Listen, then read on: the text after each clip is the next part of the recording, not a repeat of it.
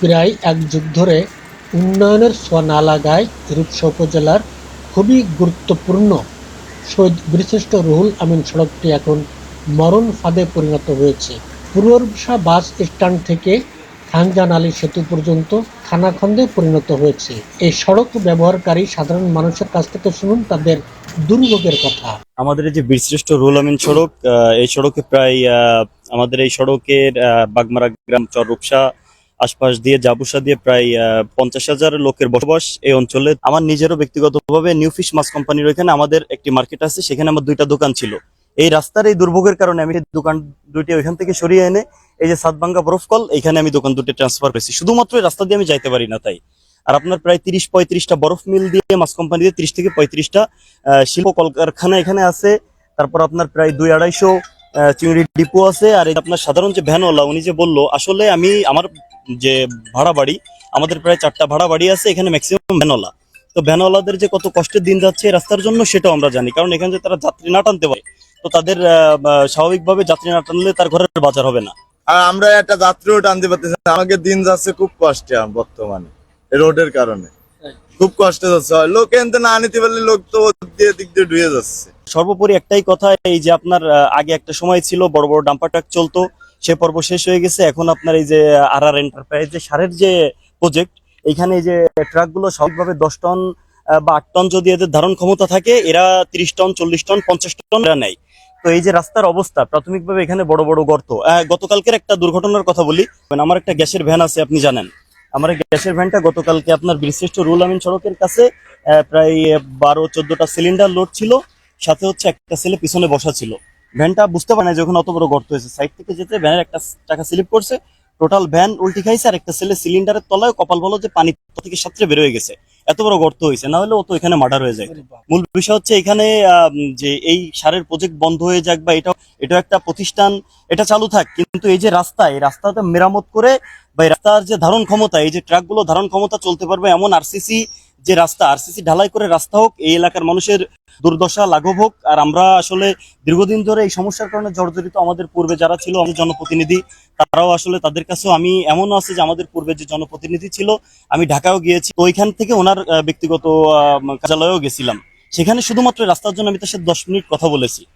কিন্তু এখন একটাই দাবি, যে বর্তমান যে আমাদের অন্তর্বর্তীকালীন সরকার যারা আছে দায়িত্বে, তারা যেন অন্তত আমাদের এই যে প্রতি বছর শত শত কোটি টাকা আমরা রাজস্ব দেই এই রোড থেকে, আমাদের এই গুরুত্বপূর্ণ সড়ক যেন সংস্কার হয়, আমরা যেন ঠিকভাবে চলতে পারি। আমাদের মা বোনেরা বা আমাদের বাচ্চারা রাস্তায় বেরোলে আমরা দুশ্চিন্তায় থাকি যে কখন জানি কোন গর্তের মধ্যে ভেটা উল্টি খায়।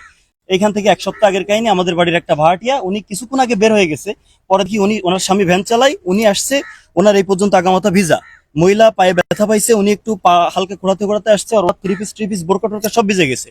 কি হয়েছে বললো যে ওই আপনার আমাদের মাছঘরের থেকে একটু সামনে যে গর্তের মধ্যে ভ্যানটা উল্টে খাইছে, উনি পড়ে গেছে। যে ঘটনা বললাম বাস্তব ঘটনা। আসলে রাস্তা নিয়ে এখন বলতে বলতে ক্লান্ত, যার কারণে আর কথাও বলি না। আপনি চাচা, আসলে আমাদের এই এলাকার যত সাংবাদিক আছে, আমি আপনার অন্যরকম ভাবে শ্রদ্ধা করি।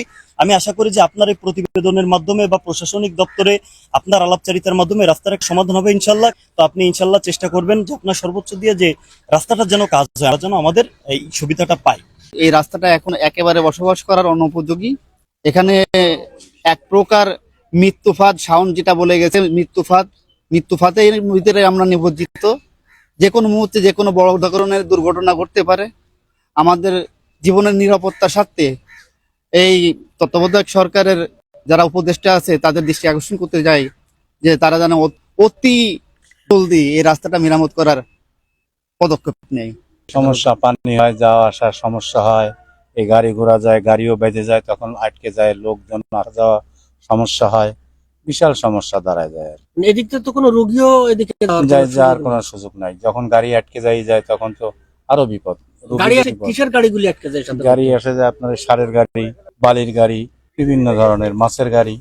এটা তো চাইতে উন্নত হোক, ভালো হোক, আমাদের সবাই এলাকাবাসীরও ভালো হোক, সুবিধা হোক। খুবই অসুবিধা। সেদিনও গাড়ির বাতি ভেঙে গেছে, তারপর আজকে আসছি, মানে খুব অবস্থা খারাপ।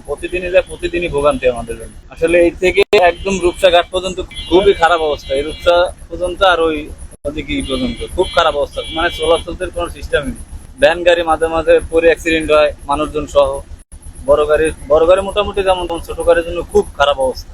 এর প্রথম হচ্ছে আপনার এই যে বীরশ্রেষ্ঠ রুহুল আমিন মাজারের ওইখানেও তো মেলা সমস্যা।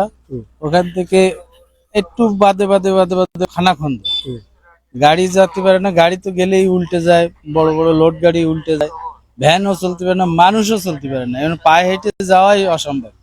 বৃষ্টি হলেই হাঁটু সমান পানি, আর রাস্তা তো মানে ময়লা জয়লা দিয়ে ভরে যাচ্ছে।